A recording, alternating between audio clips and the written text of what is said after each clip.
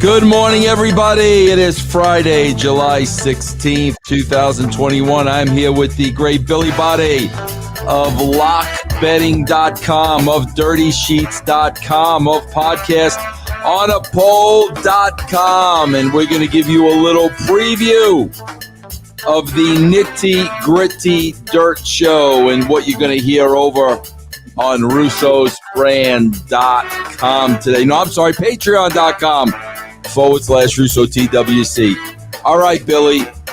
I want to set the record straight once and for all, and I want to make this clear to everybody. Everybody, bro. Are you ready, Billy? Billy? Yeah. Are you ready? Billy, did you not say about a month ago, John Cena is returning to TV July 23rd? You gave the date a month ago, bro. And the dirt sheets just got that this week. Bro, a month ago, not only did you say it's Cena, it's Reigns at SummerSlam, that's nothing. You nailed the date of when Cena was going to return on the show. A freaking month ago, bro. Yeah, I mean, originally there was talk about him returning tonight.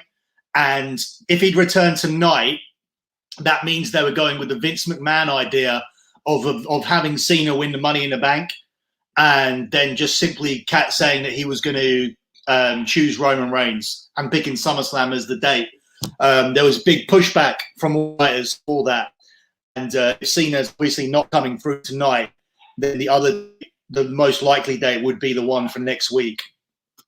Do you know why there was pushback, Billy? Do you know why people in the office didn't like that idea? Yeah, because they felt like they could get somebody over with the Money in the Bank's briefcase. Like they got Otis over with it?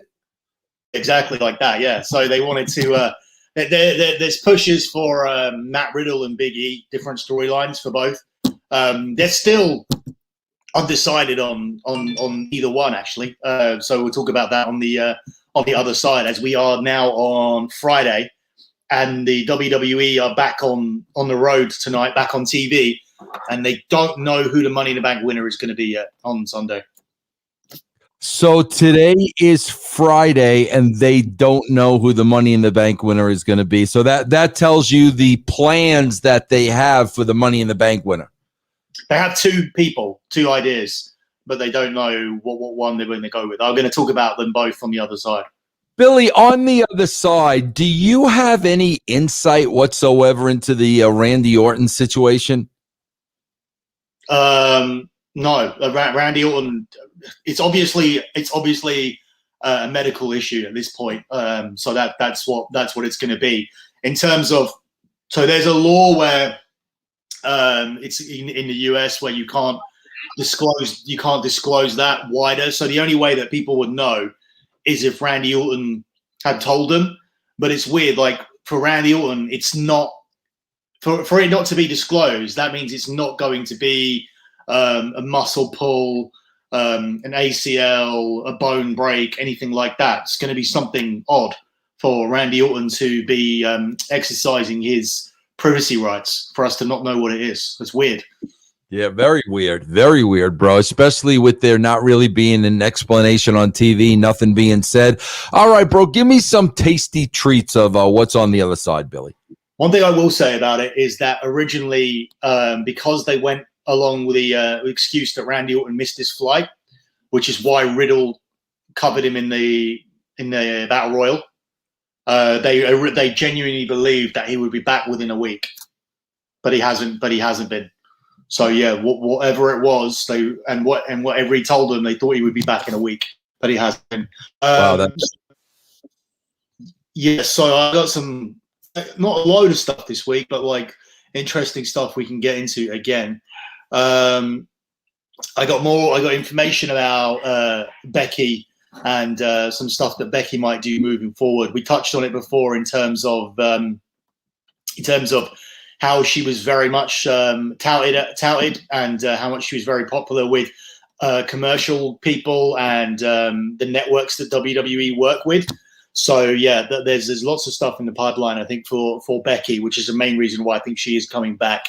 Talking about a tug of war with other people like Becky, Wyatt, Lesnar, Goldberg. How are they going to make this right with Fox and USA? Because on the numerous times Fox have been promised Brock Lesnar, and he only got him for like a week or two before he's put back onto Raw. Fox have been doing a lot of stuff on when they originally signed with WWE with Becky, but Becky wasn't a Fox player. Wyatt was on Fox temporarily, went back as well. Goldberg has not appeared on Fox. So is it going to be a case of they appease Fox with Cena later, or is this a case of they very much know they're not going to be on Fox much longer, or when his contract expires? So we'll talk about that. We'll talk about Aleister Black. Billy, before you move forward, keep that thought on Aleister Black. Bro, I want to give you a theory that I have, okay, as it pertains to Brock Lesnar. I mean, Billy, listen, Brock Lesnar, as we speak, without a shadow of a doubt, has a lot of money coming in every week. I'm sure Lesnar has endorsement deals, and I'm sure Lesnar is making a good chunk of change, like sitting at home not doing anything, compared to Goldberg, bro, that, you know, can use the payday. He only works a couple of times a year. Bro, do you think Lesnar may be looking to protect his brand a bit, and maybe doesn't want to come back to TV when only 1.5 million people are watching? I mean, is that what could be going on here, bro? No, it's all storyline oriented in terms of where they see Brock fitting in now and where they see Brock fitting in later on along the line. As I said, the original plan, if Brock came in, wasn't to do Brock and Lashley. It was to have Brock get his win back over Drew McIntyre. So at this point in time, if they've decided that they're going to just push ahead with Drew and Jinder, they feel like there's enough on a SummerSlam card without breaking the Brock Lesnar glass. So really, it's down to the company. Look, Brock Lesnar doesn't give a shit. He doesn't give a shit. If you're going to pay him $500,000 or $1 million to do a show with me, you, and Disco, like he'll do it for an audience of 3. Like, he doesn't care about stuff like that at all. He's the most money-orientated person I think that there is. Like, and in terms of protecting his brand and everything like that, this week Brock Lesnar appeared on a TV show where he was cutting meat, where he was like, yeah, I saw that, bro. I did see that. Yeah, and he's recently appeared on shows on the hunting channel and things like that. So for him, it's a case of like, if I do something, I'll do it. If I enjoy it, I'll do it. If I don't, if it's not something I love, then I want to be paid enough for it. So like, he just calls his shots all the time.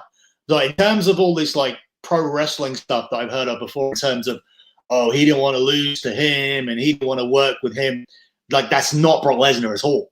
Like, Brock Lesnar is all business. Like, in terms of just, he just wants to know how much he's being paid.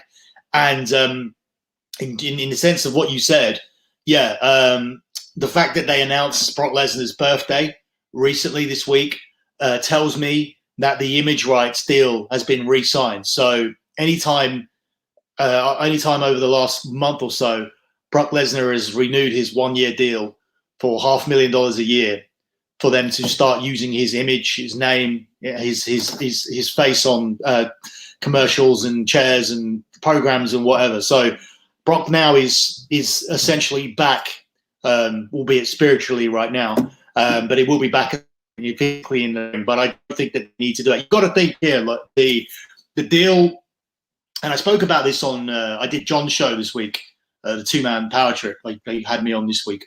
For Brock Lesnar, just to, I can now say this on the free side.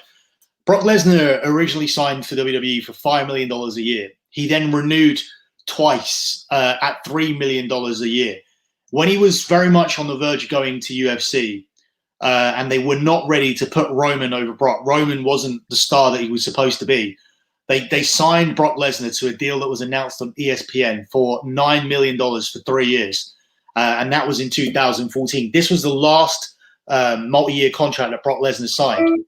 After 2014, when they decided to keep him, and they said to him, and Vince McMahon made a decision 1 hour before the match that Roman Reigns was going to lose to Brock again, and they were going to have another match in Saudi, and they agreed for Brock Lesnar to be off to a rear in Saudi, and Brock agreed to it with negotiations happening while the WrestleMania 34 show was going on. So once they got the approval of Brock and said, yeah, I'll turn up in Saudi and I'll lose to Roman there, which he didn't, by the way. They kept it going all the way to SummerSlam. Once they did that, then Brock Lesnar entered a pay-as-you-go or pay-as-you-turn-up deal. So the way the Brock Lesnar deal is structured, and Brock Lesnar likes it like this, because according to Brock Lesnar's agent and Brock Lesnar himself, they've realized that WWE will break that glass a lot more than they believe that they will have to. So rather than being on a $3 million deal per year plus merchandising, Brock Lesnar gets that $500,000 just for his face. It's called an image rights deal. It's not called a merchandising deal, what Dave Meltzer calls it. It's not called that. It's called image rights, which is what we're dealing with, like proper corporate jargon here. And he gets $100,000 for every Raw he turns up to, and $500,000 every pay-per-view he turns up to. So once you factor all of that in, and you're paid per an appearance, the more that they need Brock Lesnar, the more desperate they get, the more money that he makes. So he's more willing to do that now. He'll never sign a multi-year deal again. And WWE also will always believe that they won't need Brock Lesnar as much as they think they do. Ever the optimistic to the point where they think that coming back to live crowds this week is going to automatically cure their ratings and their product. Is not going to, but they will be of the belief. Billy, let me stop you right there, because this is the one thing that doesn't make any sense to me. And bro, they've been clinging to, the magic bullet. Yeah, Retribution was going to be the magic bullet. Raw Underground was going to be the magic bullet. The Thunderdome was going to be the magic bullet. Now live people in the crowds, that's going to be the magic bullet. Billy, do you believe they really think just because there are fans in attendance that people are going to tune in? Do you think they really honestly believe they're going to get their ratings back and people are going to tune into this show because there's asses in seats? Well, I mean, internally, the magic bullets that you referred to, my understanding is the only one that out of those that you listed where they truly believed there would be a mass spike was Thunderdome. Going from Performance Center to Thunderdome, there was a real belief and a real letdown once that didn't work. Everything else, I think, was just throwing shit to the wall. And I think they really believed that. Whereas there was genuine belief in the Thunderdome making a massive difference. They believed that they were pretty much going to be very close to back to where they were, which was a massive overassessment, I believed even at the time.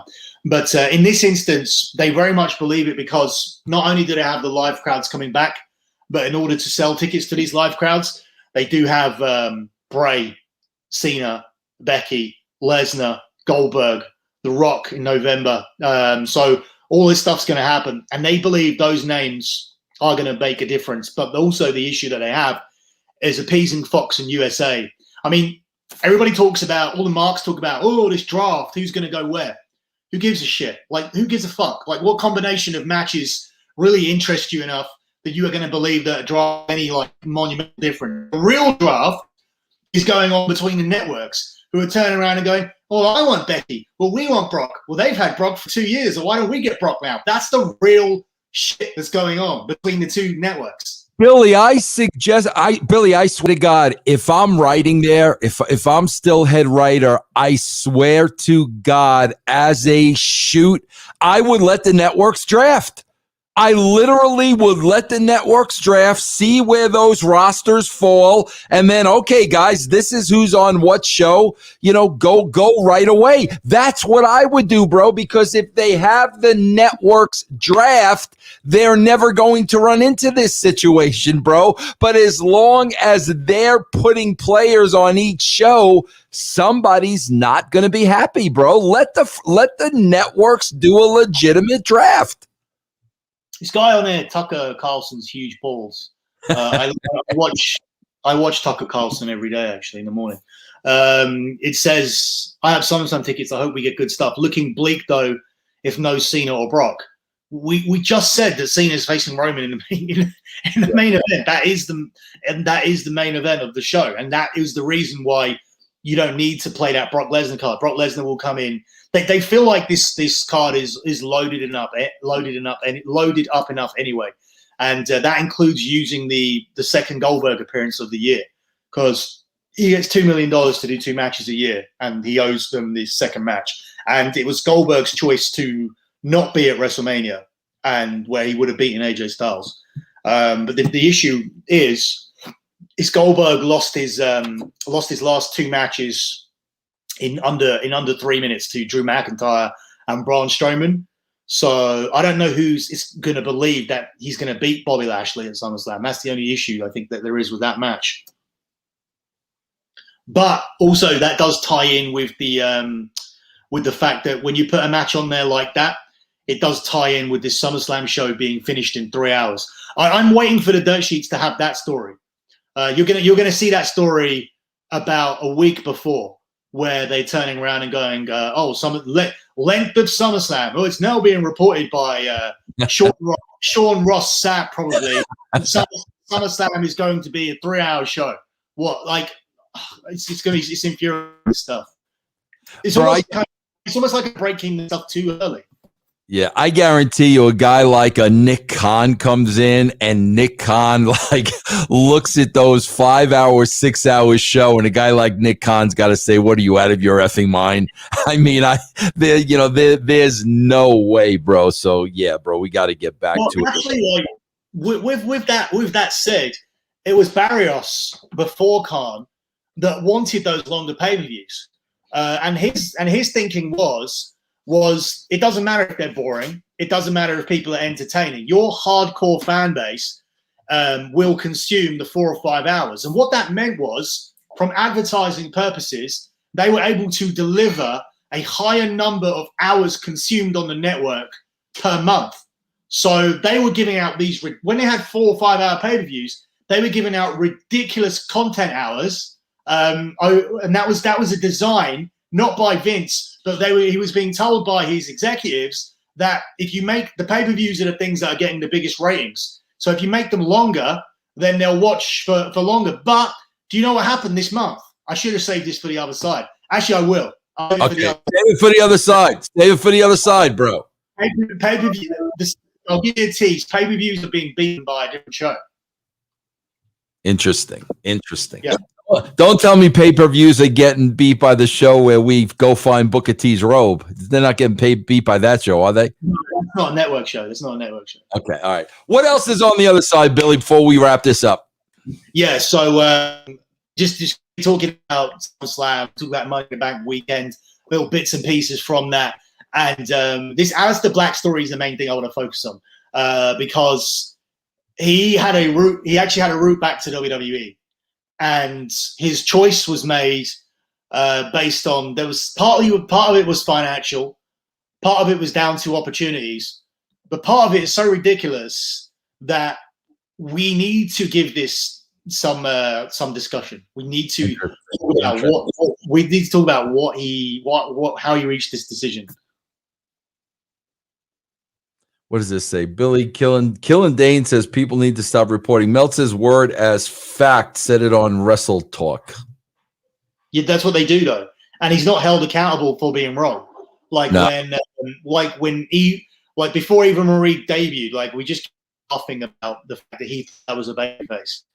Yeah. No, we just had, castrating the marks, bro. We just recorded on Thursday. And this guy, I swear to God, Billy, at this point, I'm telling you, if he's not on AEW's payroll, the way he shills that company, bro, if he is not on their payroll, he is the absolute biggest mark on the face of this earth. He has to be on their payroll. Bro, he was putting over the ratings of the show where they had, I think it was Omega against Jungle Boy, and he's putting over the fact that nobody watched the beginning of the show, but everybody tuned into that main event. So he was basically saying not even the AEW weekly viewers were interested in any of the show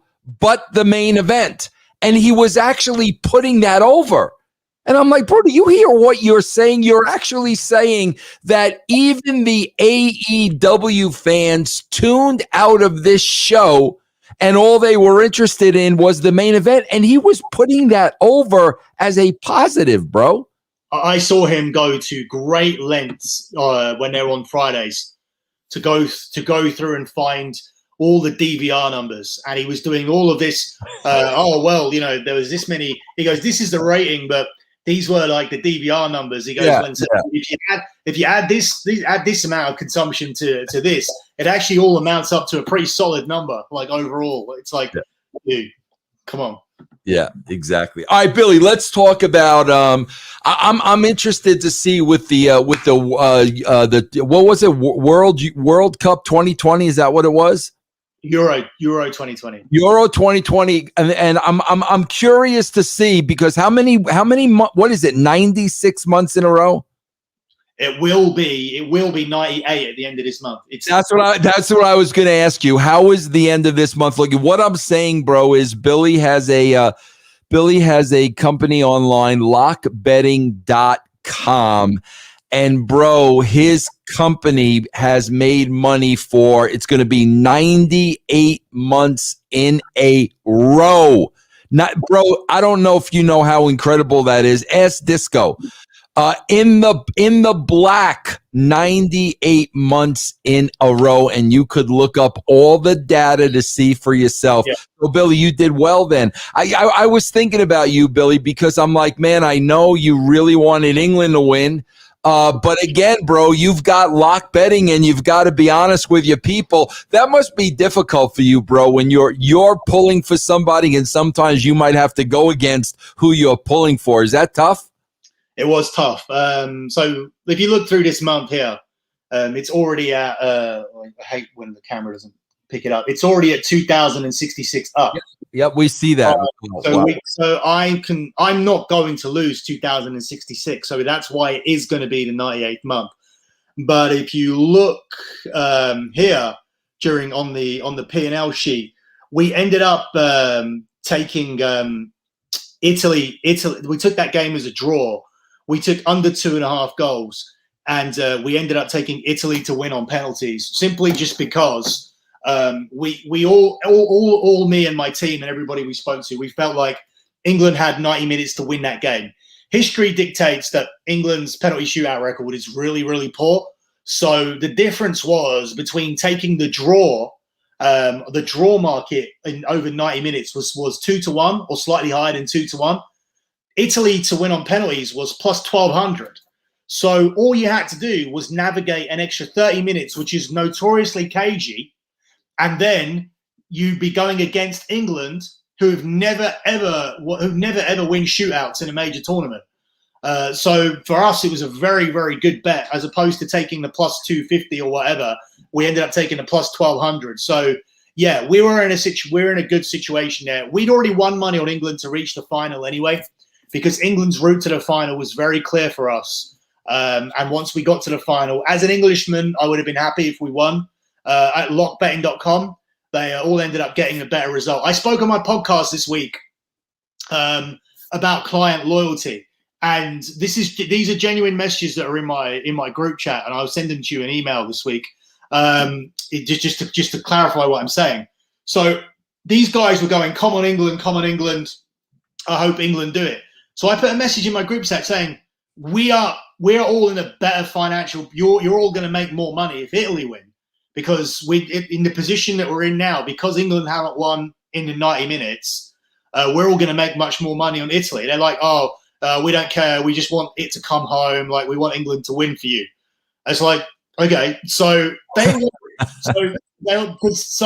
what that tells me basically, like, we've had so many months, or how many years, 8 years of profit, but yeah, these guys have been there for so long that, like, it reached a point where that was almost like, you know, when people give you a tip. Yeah, like, It was almost like, oh, we're just like rooting for you to be happy at this point. Like, we've made so much, but you know, I wasn't expecting that. Like, so that was the attitude of the group. It was like, look, we made enough from this game.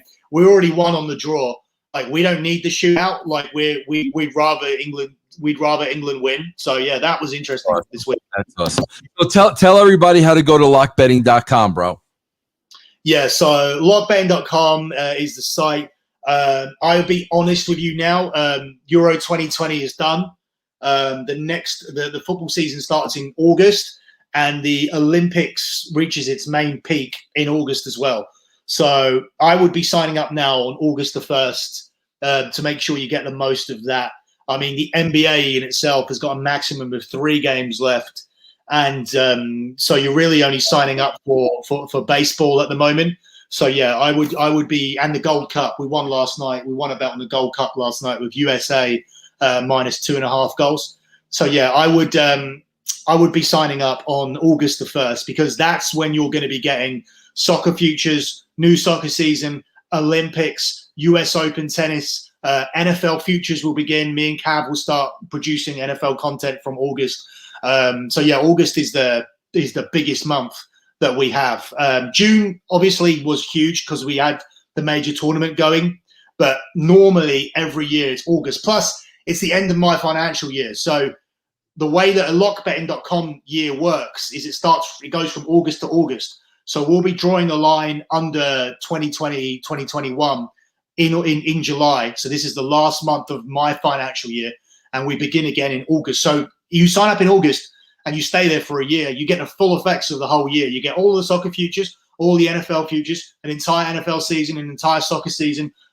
Every tennis Grand Slam will be covered in that window. So yeah, you get a full year in that sense. Yeah.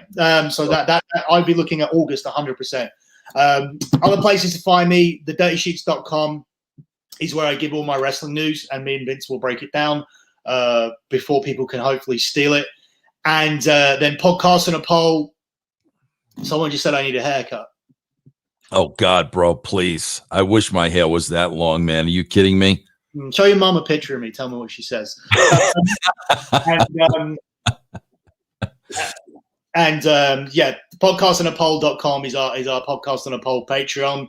Let me just answer this question because he keeps asking. Sunpunk82, when will the Dirty Sheets episode go live? So we cut the Dirty Sheets down to 2 episodes a month because oh, God, will you people quit being so freaking stupid in here? My God. Hey, N Bad F Legend, unless you're 5 years old, you're a freaking idiot, bro. Will you get off this stream if you're going to carry on like you're some kind of a freaking moron? My God, what is, Billy, what is wrong with people? I always like it when literally, bro, like seriously, man. God, I'm so sick of you people.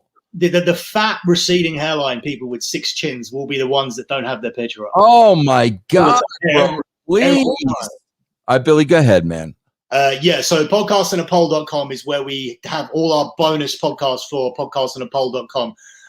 Just to let you know, with the Ahmed Johnson episode is coming out a lot. It's going to be just 1 week between Ahmed and Farouk, Ron Simmons. It's because we are waiting for an interview which Ahmed Johnson did to talk about with Vince. So we delayed that one, but everything will be coming out. Those 2 episodes will be coming out near the same time. Then the other interviews are already on there, which is Sid, Vader, Linda McMahon, not Bret Hart, Shawn Michaels, The Undertaker, Ultimate Warrior. These are spotlight profiles that Vince Russo has already done, and they're on podcastandapoll.com. There's also a bonus show on there where me and Cav talk about WCW and things that were going on over there, because before we started Podcast and a Poll, we had this we had this weird idea that when WWF was doing Raw, that they would have televisions backstage, and that Russo and Vince McMahon would be watching Nitro at the same time and trying to react to it. So yeah, that was quickly shut down. So for people that think during a live show and when you are producing a live show, you literally have the time to be watching. That is the most asinine thought, bro, like that I've ever heard of in my life. If you think in a live show when we're producing, that's exactly what we thought. Yeah, that's what we thought, though. That's what me and Cav thought. Oh God, no, bro. That's what we read from well, the thing is though, there are interviews where Kevin Nash and Scott Hall said they would have Raw on in their locker room. So I mean, that in our defense, that very well could be the case. But as far as us looking at that, I mean, no way. Hey, let me tell you guys on Facebook, bro. I'm gonna tell you guys a little something on Facebook because you know, guys, you know, Billy, like in the wrestling, what do the wrestlers do, bro? They patrol their own locker room. Right, bro? The wrestlers do that. So let me tell you guys something on Facebook. This is the first time you're on here live. So if you guys don't get on people like Bad S Legend, if you guys don't cut promos on this guy to oblivion, then you know what, bro? I just may not do this on Facebook Live anymore. It's that simple, bro. So you guys got to clean up your channels and you guys got to clean up people like this idiot, bro. Otherwise, I just stay on Twitch, bro. We don't need to come on here on Facebook Live, Billy, do we? No, I don't care where we're at, to be honest. I'm just here to talk to you. Vince had no idea what it takes to make a TV show nowadays. He worked in the business 30 years ago, Billy. Yeah, you couldn't do it. You wouldn't be able to do a show. No, I wouldn't. So much has changed in television shows, bro, and putting together a show in the last 30 years. So much has changed, bro.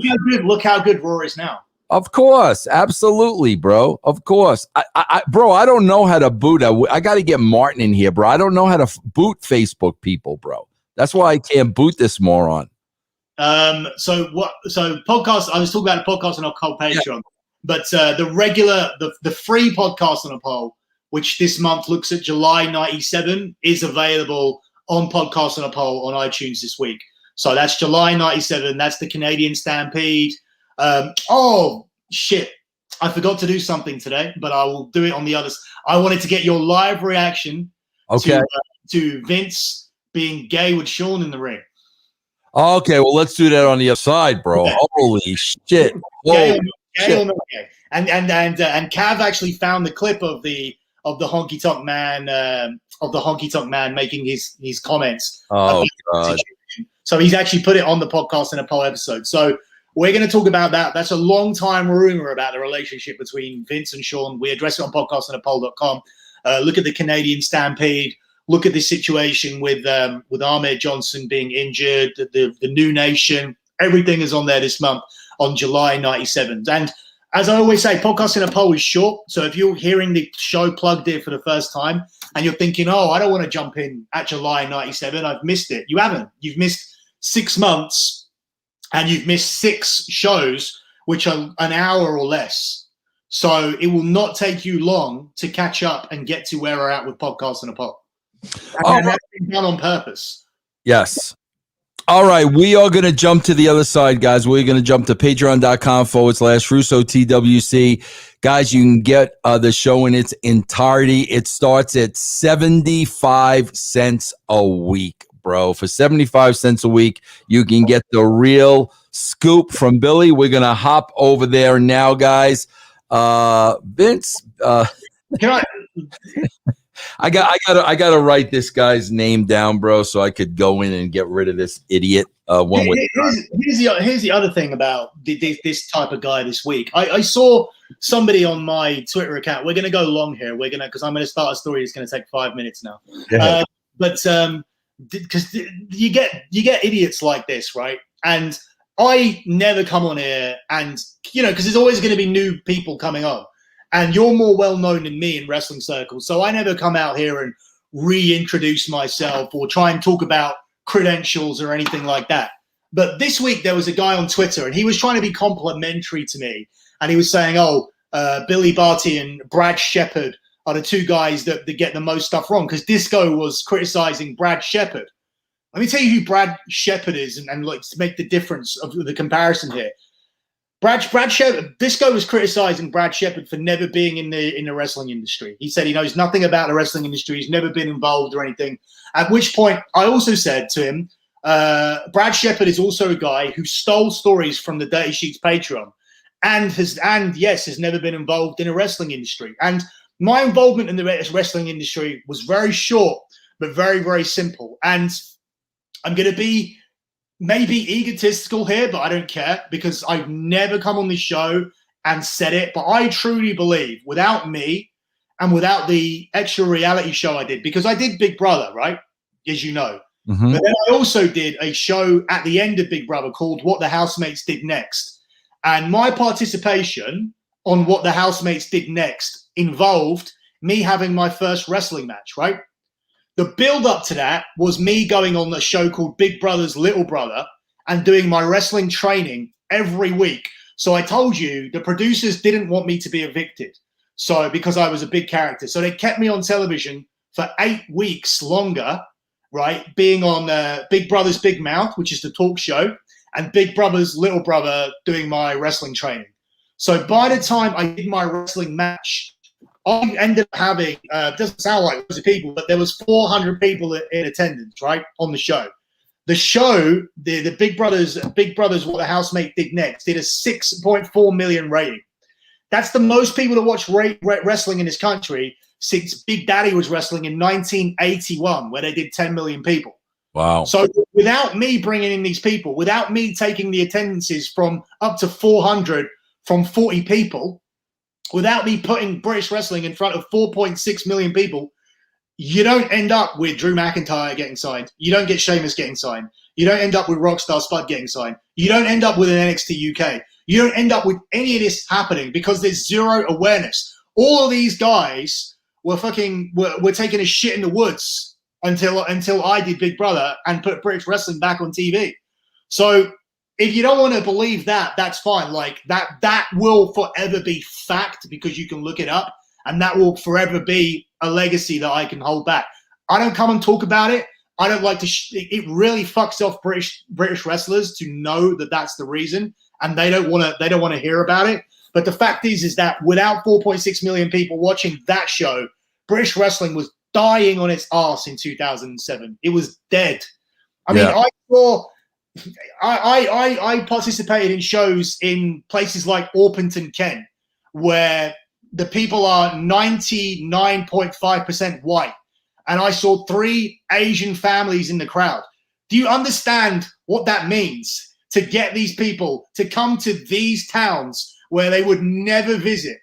Like it was all down to me. So I've been on there for a year, and I let Vince like big me up and talk about things I've done. Like I tend not to mention it, but to compare me to Brad Shepard and what we've done and my involvement in the wrestling business and the people that I know and how I know them from being in the media and continuing on through club promotion and the contacts that I've made is an absolute joke. I appreciate the compliment where you're saying, oh, he's one of the guys that gets it right. But don't ever put my name next to Brad Shepard again, because that's just nonsense. Yes. Nonsense. All right, Billy, somebody just asked, how can I hear the rest of the show?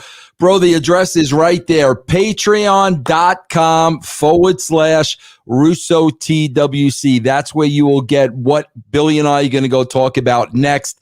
Billy's going to give us all the news. That is it for me and Billy, guys. Everybody, we hope you have a great, great, great weekend. And we will see you on the other side.